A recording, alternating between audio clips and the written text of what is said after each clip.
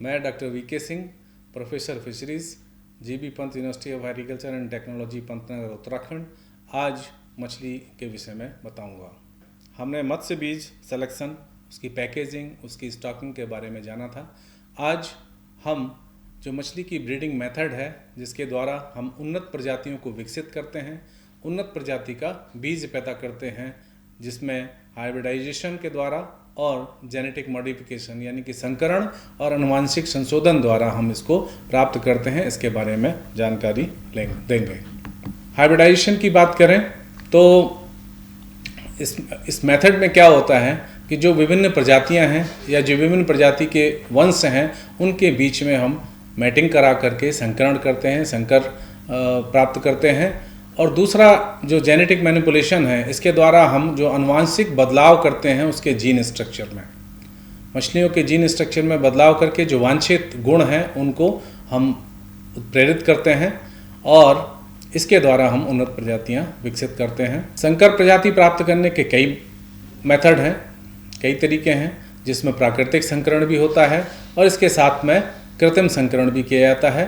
कृत्रिम संकरण control condition में किया जाता है, जिसको हम स्ट्रिपिंग के मेथड के द्वारा, हार्मोन के उत्प्रेरण के द्वारा, हाइब्रिड भ्रूण स्थानांतरण के द्वारा कर सकते हैं।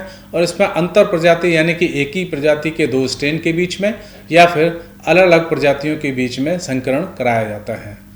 इसके अलावा जीन मैनिपुलेशन या आनुवंशिक बदलाव के कई मेथड हैं, जिसमें ट्रांसजेनेसिस है, जिसमें क्रिस्पर CAS जीन संपादन है, जिसमें जीन साइलेंसिंग है, पॉलीप्लॉइडी इंडक्शन है, गाइनोजेनेसिस और एंडोजेनेसिस है। अब इनके बारे में विस्तार से आपको जानकारी देंगे।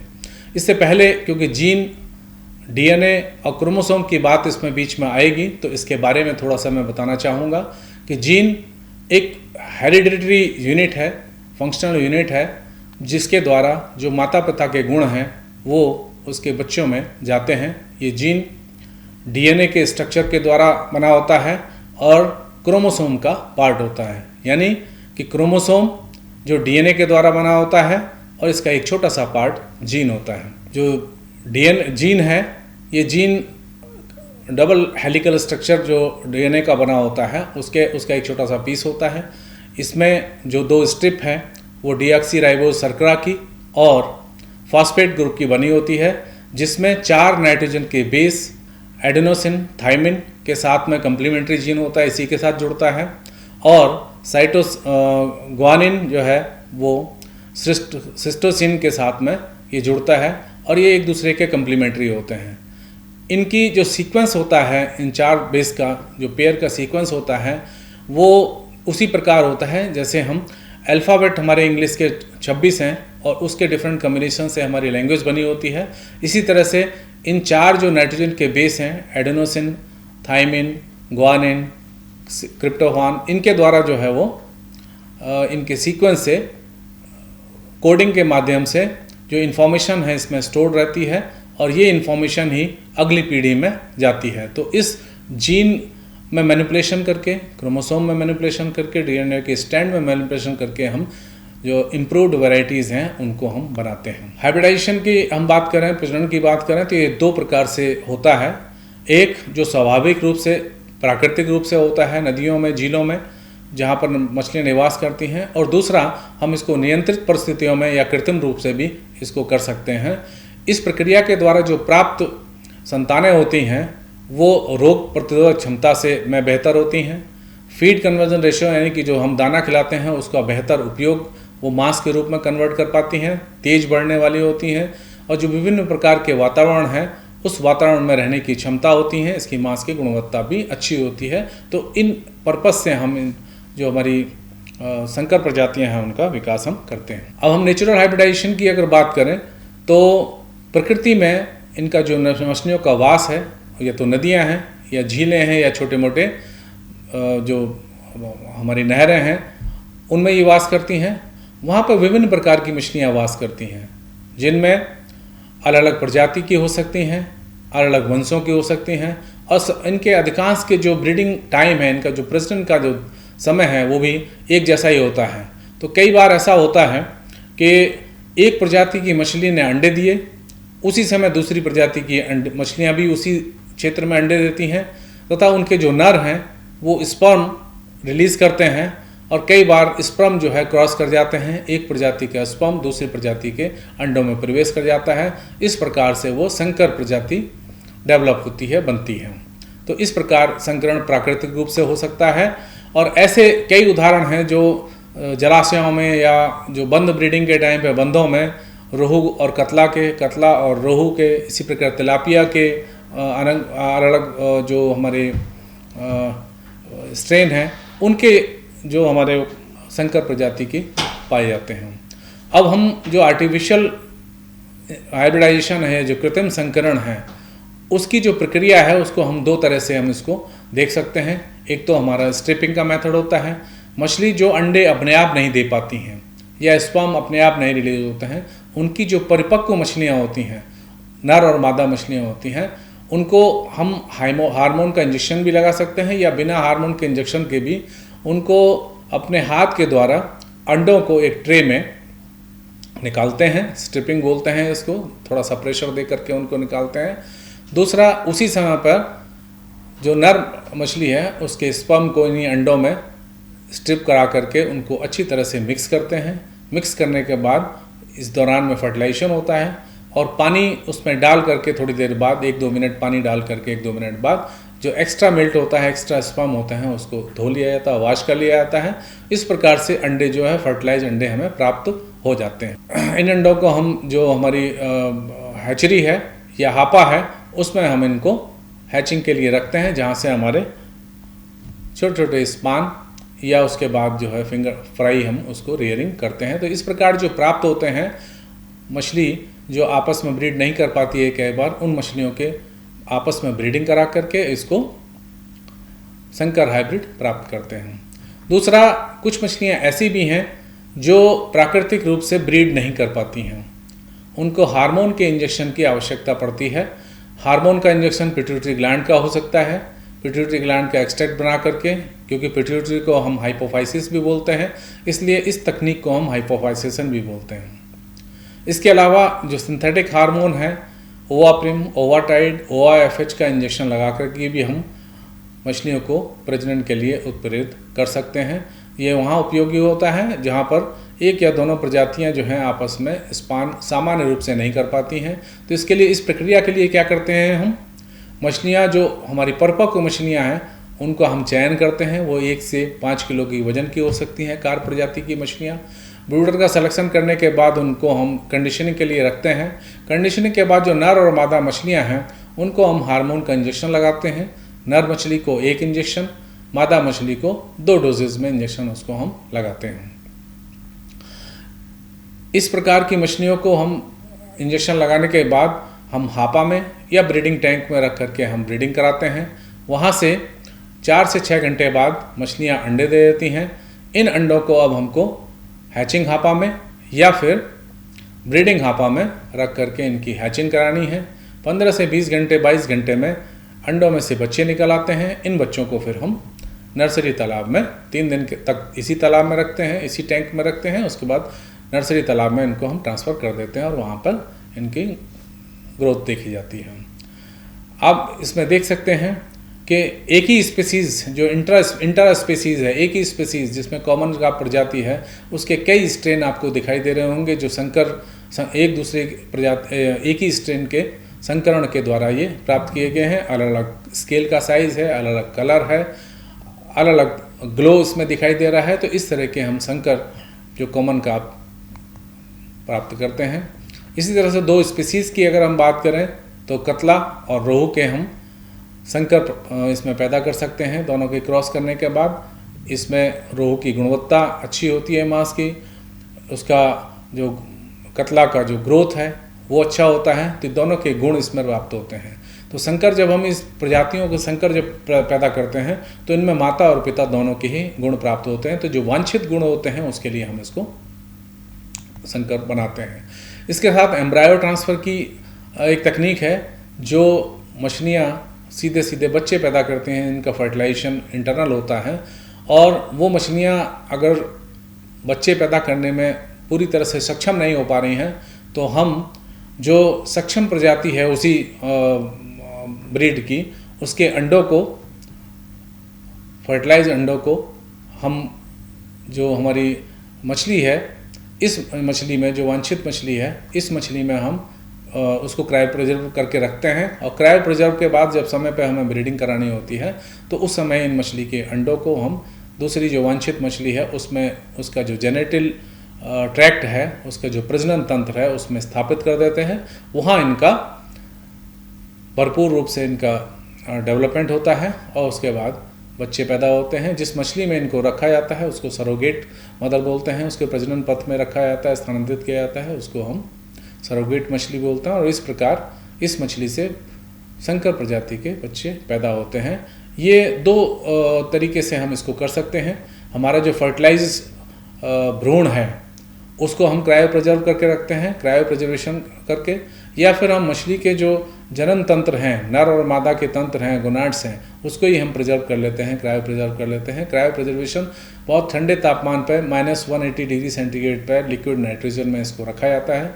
और जिस समय आवश्यकता होती है उस समय या तो हम इसके भ्रूण से जो प्राइमोरियल जर्म सेल्स हैं उनको हम वहाँ से ले सकते हैं, या फिर जो गोनाड्स हमने रखे थे उसमें जो हमारे स्पर्मेटोगोनिया है, या जिससे कि हमें स्पर्म मिलता है, oogonia सेल्स है जिससे कि हमें अंडे, जिस सेल से अंडे पैदा होते हैं, उनको हम लेकर के या तो हम स्पान में या फिर हम एडल्ट फिशेस में इनको हम इंट्रोड्यूस कराते हैं।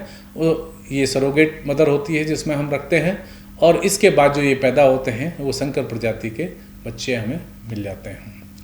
अब हम बात करते हैं जेनेटिक मैनिपुलेशन के द्वारा, जेनेटिक्स में जीन में बदलाव ला करके, क्रोमोसोम में बदलाव ला करके हम संकर प्रजातियों को कैसे पैदा करें। इसके कई मेथड हैं, जिसमें ट्रांसजेनेसिस है। ट्रांसजेनेसिस में हम जीन को बदल देते हैं, इंट्रोड्यूस करते हैं जीन को, बाहरी जीन को इंट्रोड्यूस करते हैं। CRISPR-Cas9 जीन टेक्नोलॉजी है, संपादन है। इसमें हम जो हमारा वांछित जीन है उसको हम या तो ऐड करते हैं, या जो अवांछित जीन है उसको हम इसमें से निकाल देते हैं। जीन साइलेंसिंग मेथड है जो RNA इंटरफेस के माध्यम से किया जाता है। इसमें जो हमारा अवांछित जीन है उसको हम, उसकी एक्टिविटी को हम रोक देते हैं, सप्रेस कर देते हैं, या उसकी एक्टिविटी को हम ख़त्म कर देते हैं।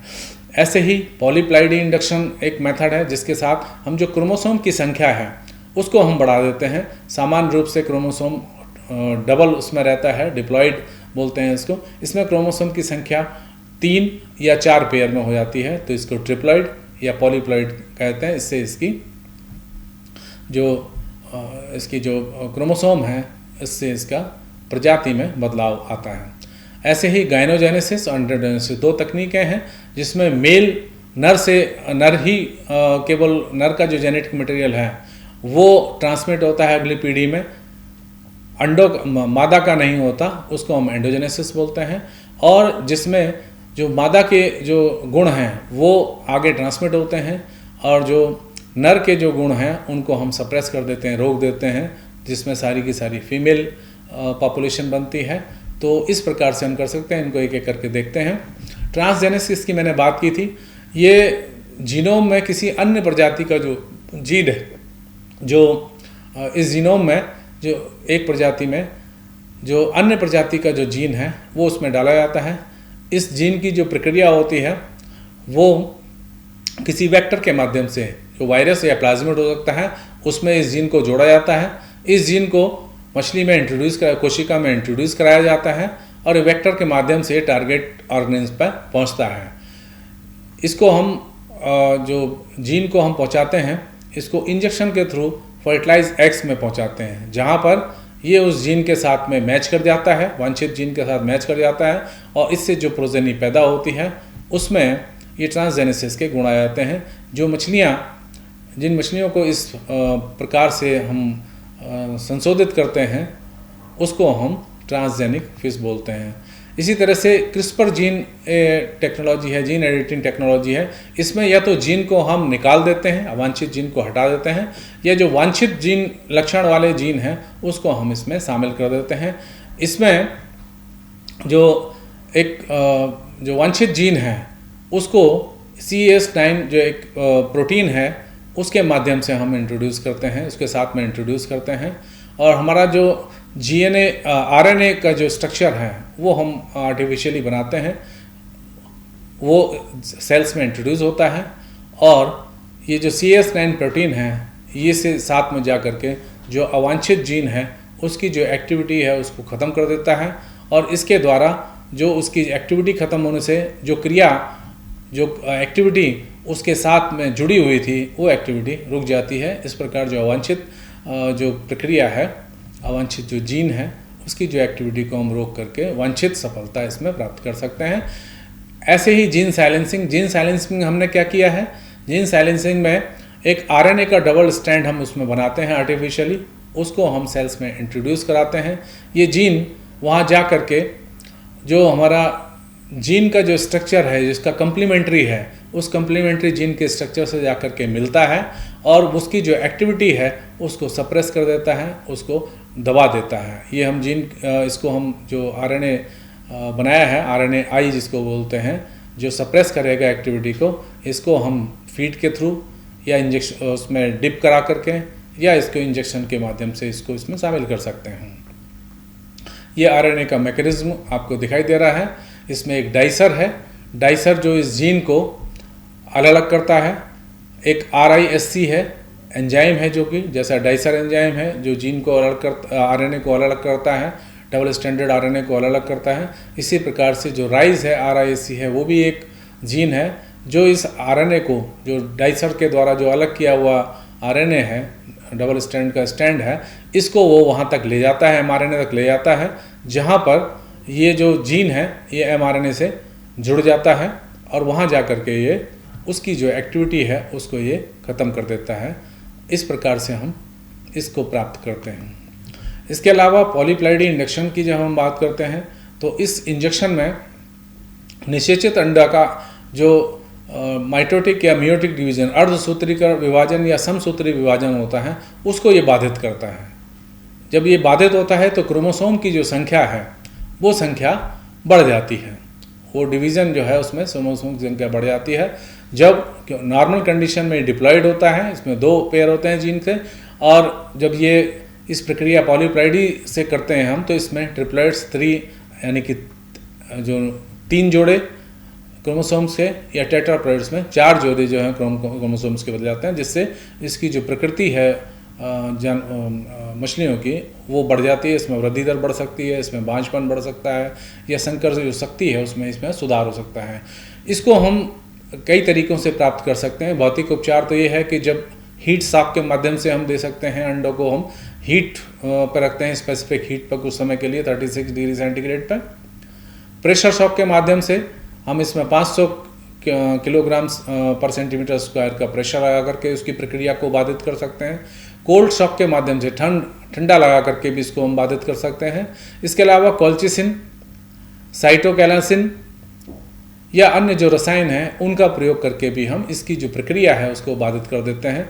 जब वो प्रक्रिया बाधित होती है तो उस कंडीशन में जो क्रोमोसोम की संख्या है वो इसमें बढ़ जाती है। अब इसमें महत्वपूर्ण समय यह है कि कब हम ये उपचार को किस समय करें, किस दौरान करें। जब हमारे फर्टिलाइज अंडे हो जाते हैं तो इनका उपचार, जैसे रेनबो ट्राउट मछली है उदाहरण के लिए, इसका निषेचन के 10 मिनट बाद अगर हम हीट शॉक दे देंगे तो ये ट्रिप्लॉइडी में यानी कि इसके जो है वो 3 पेयर क्रोमोसोम्स के बन जाते हैं, यानी कि क्रोमोसोम बढ़ जाता है। और यदि 5 घंटे बाद फर्टिलाइजेशन के निषेचन के 5 घंटे बाद अगर हम इसमें ट्रीटमेंट देते हैं तो ये 4 जोड़े इसमें यानी कि टेट्राप्लॉइड को ये प्रेरित करता है। इसी प्रकार प्रेशर शॉक में भी हम टेट्राप्लॉइड को दे सकते हैं। विभाजन से पहले हम इसको हम देंगे तो प्रेशर शॉक के माध्यम से भी इसको हम प्राप्त कर सकते हैं। गायनोजेनेसिस और एंड्रोजेनेसिस, जैसा मैंने बताया था कि गायनोजेनेसिस एक प्रक्रिया है जिसमें केवल जो मादा मछली है, मादा मछली का जो जेनेटिक मटेरियल है वही आगे बढ़ता है, और नर मछली का जो जेनेटिक मटेरियल है उसको हम यूवी रेज के द्वारा, अल्ट्रावायलेट रेज के द्वारा या गामा रेज के द्वारा उसको सप्रेस कर देते हैं, उसको ख़त्म कर देते हैं। तो फर्टिलाइजेशन तो होता है लेकिन उसका जो जेनेटिक मटेरियल है मेल का वो इस अंडे में नहीं जाता है। तो इसी प्रकार हम इसको जब ट्रीटमेंट करते हैं तो उसमें संख्या हमारी अगर 3 पेयर में हो जाती है इस ट्रीटमेंट के द्वारा तो स्टेराइल भी पैदा होते हैं, यानी कि वो बाँझ होते हैं, और ये उस समय के लिए अच्छे होते हैं, जहाँ पर खाली हमें मेल पॉपुलेशन की ज़रूरत होती है बढ़त के लिए, बीज के लिए हमें संतान की ज़रूरत नहीं पड़ती, वहाँ पर हम इसको कर सकते हैं गायनोजेनेसिस। ऐसे ही जो एंड्रोजेनेसिस की प्रक्रिया है, उस एंड्रोजेनेसिस की प्रक्रिया में हमने जो फीमेल थी, उस फीमेल को कि जो न्यूक्लियस है, अंडा है, उसको हम सप्रेस कर देते हैं। तो एंड्रोजेनेसिस की, गायनोजेनेसिस की प्रक्रिया अभी हमने बताई कि जो एग का डीएनए है, अंडों का जो डीएनए है, उस डीएनए को हम समाप्त करते हैं, सप्रेस करते हैं, और अल्ट्रावायलेट रेज के माध्यम से, एक्सरे रेज के माध्यम से। और इसके बाद जो मेल जो है, नर का स्पर्म वो एक्टिव रहता है, नर का स्पर्म एक्टिव रहता है, मादा का जो एग का जो डीएनए है वो सप्रेस कर दिया जाता है, तो जिससे केवल नर के जो जेनेटिक मटेरियल है वही ट्रांसफ़र होता है अगली पीढ़ी में, मादा का नहीं होता। इससे जो प्रजनन पैदा होती है वो सभी मेल पैदा होते हैं या स्टेराइल पैदा होते हैं। तो ये मेथड्स हमने जो अभी सीखे जाने, इनको अगर हम समरी देखें, इनके उदाहरण देखते हैं, तो तिलापिया मछली के हाइब्रिड्स जो है हमने वो स्ट्रिपिंग के माध्यम से, मैनुअल फर्टिलाइजेशन के माध्यम से हमने हाइब्रिड्स बनाए हैं। इसी प्रकार जो मेजर कार्प्स हैं, इंडियन मेजर कार्प्स हैं, रोहू, कतला, मरगल वगैरह हैं, ये हम हाइब्रिडाइज इनके जो बनाते हैं वो हमने हार्मोन इंडक्शन के माध्यम से तकनीक को अपना करके इसमें बनाए हैं। इसके साथ जो ट्रांसजेनेसिस है या ट्रांसजेनेसिस की प्रक्रिया के माध्यम से हमने सालमन मछली को का जो हाइब्रिड बनाया है, जो जेनेटिक मैनिपुलेशन के अंतर्गत आता है। इसमें हमने डीएनए को इंसर्ट किया है।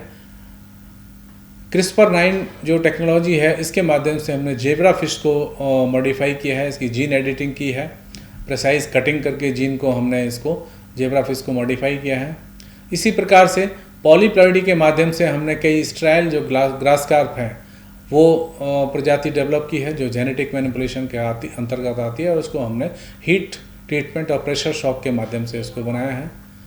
गायनोजेनेसिस के माध्यम से हमने जेनेटिक क्लोनिंग करके अल्ट्रावायलेट रेडिएशन से स्पर्म को ख़त्म करके गायनोजेनेसिस कार्प बनाई हैं। तो इस प्रकार जो हमारी वांछित प्रक्रियाएं हैं, वांछित जो लक्षण हैं, उसको हम हाइब्रिडाइज करके, मछलियों को हाइब्रिड्स बना करके, या जेनेटिक मैनिपुलेशन के जो तरीके अभी हमने बनाए हैं, इनके माध्यम से हम जो वांछित गुण हैं वो हम इसमें इनकॉर्पोरेट कर सकते हैं। जो अवांछित तरीके हैं, अवांछित गुण हैं, उनको हम इसमें से डिलीट कर सकते हैं। तो इस प्रकार जो मछलियाँ प्राप्त होती हैं, बनती हैं, वो तेज़ बढ़ने वाली होती हैं, उसमें बीमारी के कम होती है।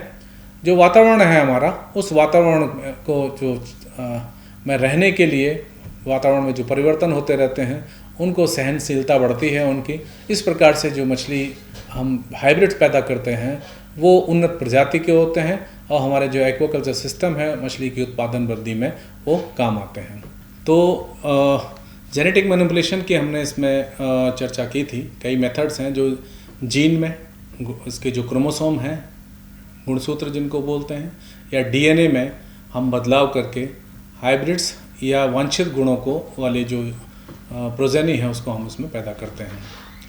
तो जीन जैसा कि जानते हैं क्रोमोसोम का पार्ट होता है। क्रोमोसोम डीएनए के डबल जो हेलिकल स्ट्रक्चर है उससे बना होता है। 2 स्ट्रिप जो नाइट्रोजन के बेस से जुड़ी होती हैं उससे बना होता है, और उसका एक छोटा पार्ट, इस डीएनए का छोटा पार्ट जो होता है एक, वो जीन कहलाता है। तो जीन की जो संरचना को अगर हम देखेंगे तो इसमें जो न्यूक्लियोटाइड है, स्ट्रैंड है न्यूक्लियोटाइड का, वो डीऑक्सीराइबोज शुगर से और फास्फेट के ग्रुप से बना होता है।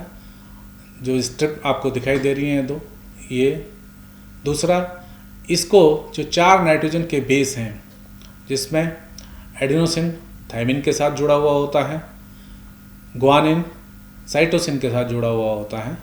तो ये इसी कम्बिनेशन, एक दूसरे के कम्प्लीमेंट्री होते हैं। ये दोनों ही आपस में जुड़ते हैं, क्रॉस नहीं जुड़ सकते हैं।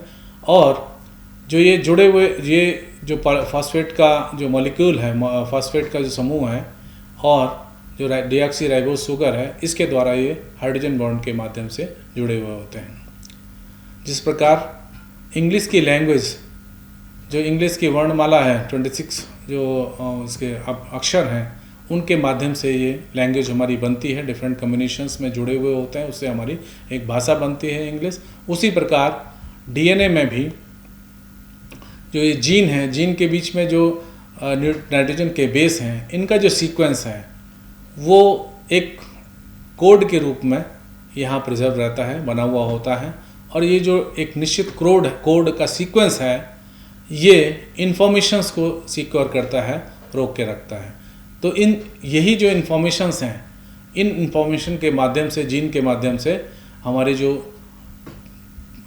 माता पिता के लक्षण हैं वो प्रोजेनी में यानी कि उनके बच्चों में ये ट्रांसमिट होते हैं। तो हम जेनेटिक मैनिपुलेशन के द्वारा इस जीन में गुणसूत्र, जो हमारा डीएनए है या हमारे क्रोमोसोम्स हैं, गुणसूत्र जिनको बोलते हैं, इसमें बदलाव करके हम वांछित जो गुण हैं वाले बच्चे हम उसमें पैदा कर सकते हैं, या जो अवांछित गुण हैं उनको हम रोक सकते हैं, सप्रेस कर सकते हैं। अब हम हाइब्रिडेशन की जो विधियां हैं उनके बारे में बात करेंगे। दो तरह से हम हाइब्रिड पैदा होते हैं हमारे। एक होता है स्वाभाविक रूप से या नेचुरल कंडीशंस में, और दूसरा होता है कृत्रिम रूप से, जिसको हम नियंत्रित परिस्थितियों में हम मैनुअली करते हैं।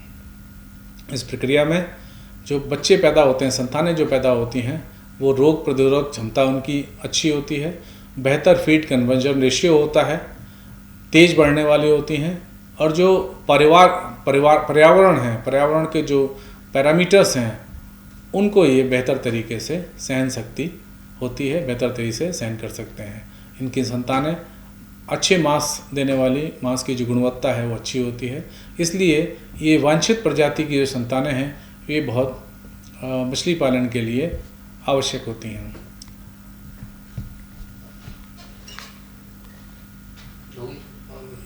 बड़े हाँ, एक नेचुरल जो हाइब्रिडाइजेशन की हम बात करते हैं, जो प्राकृतिक रूप से होता है, तो आप देखते हैं कि मछलियाँ जलाशयों में, प्राकृतिक रूप से जलाशयों में, झीलों में, नदियों में पाई जाती हैं, और एक साथ कई प्रजाति की मछलियाँ वहाँ पर पाई जाती हैं। इन प्रजातियों का सामान्य रूप से जो प्रजनन का समय होता है वो भी लगभग एक जैसा होता है, एक होता है। तो इन जो मछलियाँ हैं, जब एक प्रजाति की मछली अंडे देती है और उसके साथ में उसका नर वहाँ पर मिल्ट या जो स्पर्म है वो रिलीज़ करता है, उसी समय कभी कभी दूसरी प्रजाति की मछली भी अंडे देती है, वहाँ उसका नर भी स्पर्म रिलीज़ करता है।